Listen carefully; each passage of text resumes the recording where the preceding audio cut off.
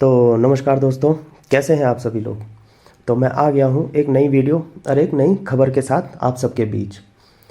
तो दोस्तों, जैसे आपको पता ही है कि 1 जून को यूक्रेन ने रसिया के ऊपर कितना बड़ा हमला करा है। जैसे कि यूक्रेन ने अपने 117 ड्रोन के मदद से रशिया को घर के अंदर घुस के मारा है।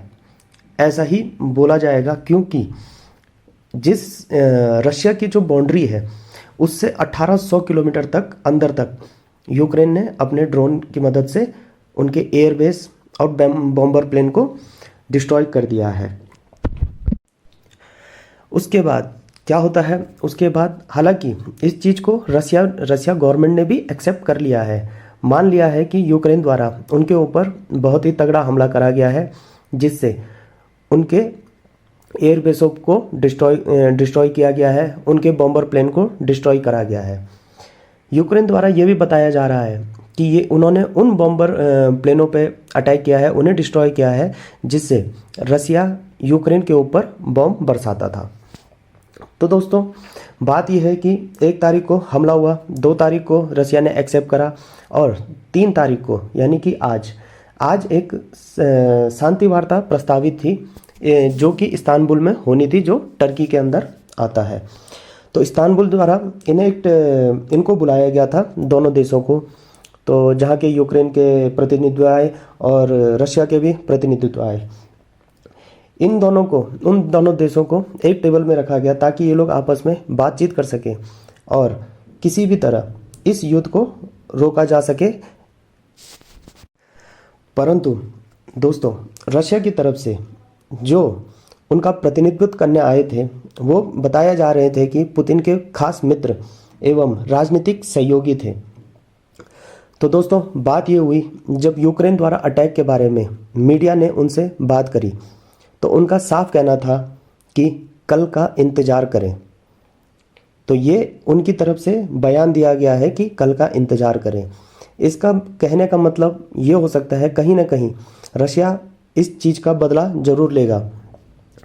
तो रशिया ने युद्ध रोकने के लिए उनके सामने अपने मेमोरेंडम रख दिया है, जिसमें काफ़ी सारे पॉइंट हैं। तो उन पॉइंटों में ये है कि रशिया ने उन पॉइंटों में पहला पॉइंट ये रखा गया है कि रशिया चाहता है कि जो क्षेत्र रशिया ने कब्जा लिया है उस क्षेत्र के बारे में कभी यूक्रेन आगे भविष्य में बात ना करे। दूसरा पॉइंट ये डाला गया है कि यूक्रेन फ्यूचर में कोई भी रशियन विरोधी एजेंडा ना शुरू करे और ना ही रशिया विरोधी ग्रुप ज्वाइन करे। इनडायरेक्टली मतलब ये है उनका, या डायरेक्टली मतलब भी कह सकते हैं कि वो नाटो ज्वाइन ना करे। और तीसरा पॉइंट जो डाला है उन्होंने, वो उनका कहना है कि यूक्रेन अपनी आर्मी के अंदर कटौती करे। चौथा पॉइंट डाला उन्होंने, जितनी जल्दी हो सके यूक्रेन के अंदर इलेक्शन करा दिए जाएं और जो नए राष्ट्रपति बनेंगे उनके द्वारा जो रसिया ने क्षेत्र कब्जा लिया है वहाँ से अपने सिटीजन को वापस ले जाएं। इसमें पांचवा पॉइंट डाला है इन्होंने कि इस युद्ध में जितने लोग मारे गए हैं उनकी अदला बदली कर दी जाए। छठवां पॉइंट डाला इन्होंने, यूक्रेन के अंदर रशियन लैंग्वेज को भाषा के रूप में एक्सेप्ट कर लिया जाए।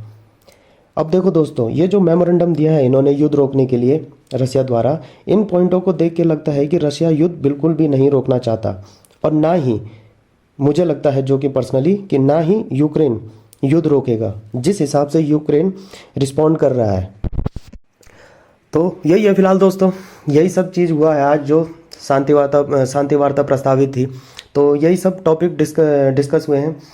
अगर इससे रिलेटेड कुछ भी अपडेट्स आते हैं तो मिलता हूं मैं आपको नई वीडियो और नई खबर के साथ। तब तक जुड़े रहिए। धन्यवाद।